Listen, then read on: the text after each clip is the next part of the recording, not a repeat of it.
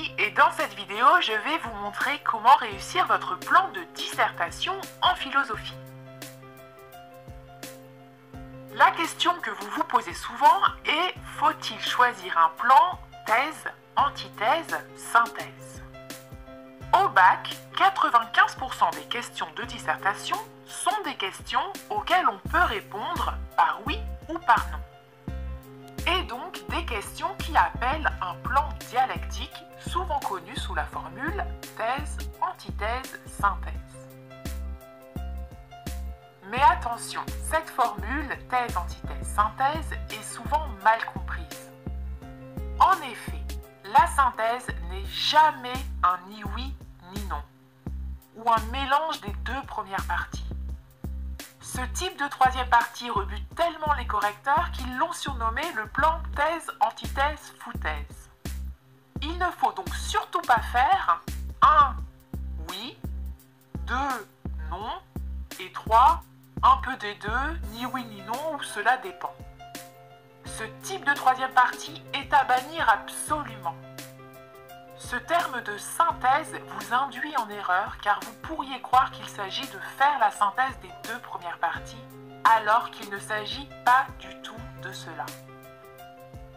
La troisième partie est toujours un dépassement de la question.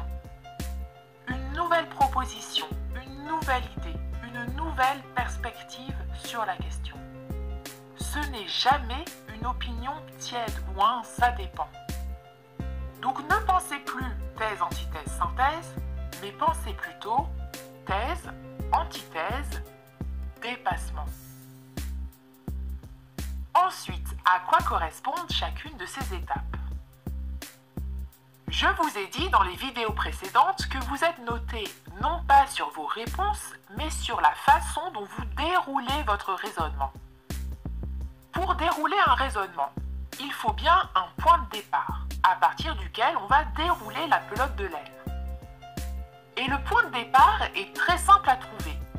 C'est l'opinion commune, la réponse spontanée à la question.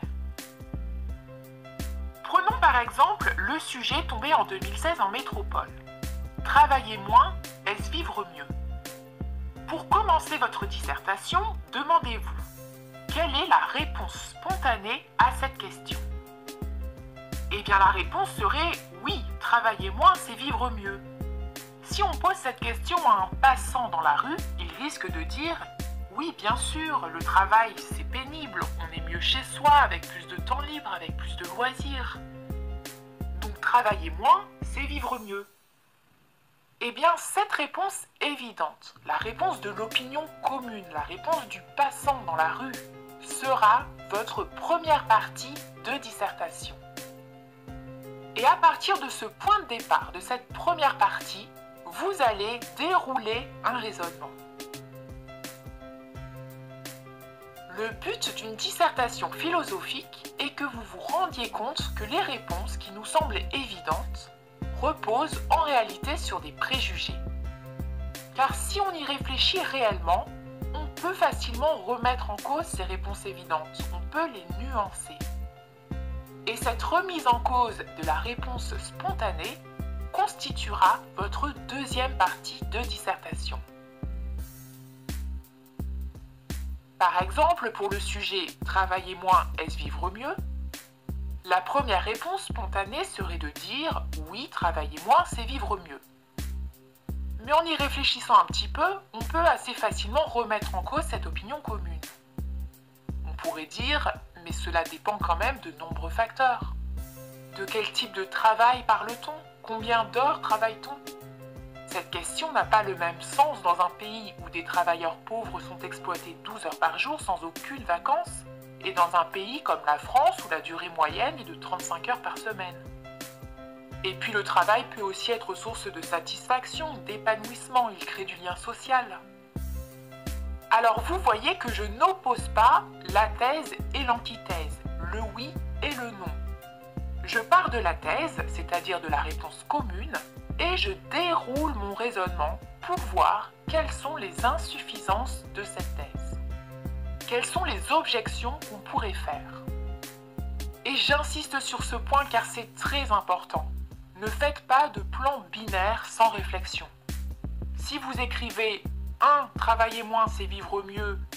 2. Travailler moins, ce n'est pas vivre mieux. Vous ne déroulez aucun raisonnement.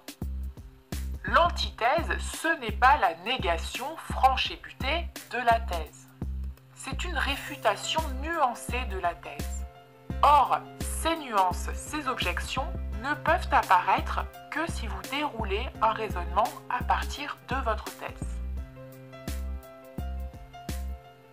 Maintenant, l'intérêt réside dans cette fameuse troisième partie dans laquelle vous allez donner votre réponse à la question et qui doit être particulièrement soignée. La troisième partie n'est jamais une synthèse ou un ni oui ni non. C'est un dépassement de la question, une nouvelle perspective sur la question. Par exemple, pour le sujet « Travailler moins, est-ce vivre mieux ?», vous pouvez terminer votre devoir en vous interrogeant. Mais finalement, qu'est-ce que vivre mieux? Est-ce uniquement lié au temps de travail? Alors, il existe 3 types de troisième partie possibles en philosophie. Si cela vous intéresse, j'ai créé un tutoriel beaucoup plus détaillé avec des exemples qui vous montrent quels sont les 3 types de troisième partie possibles et comment savoir laquelle correspond à votre sujet. Si la dissertation vous intéresse, vous pouvez accéder à ces tutoriels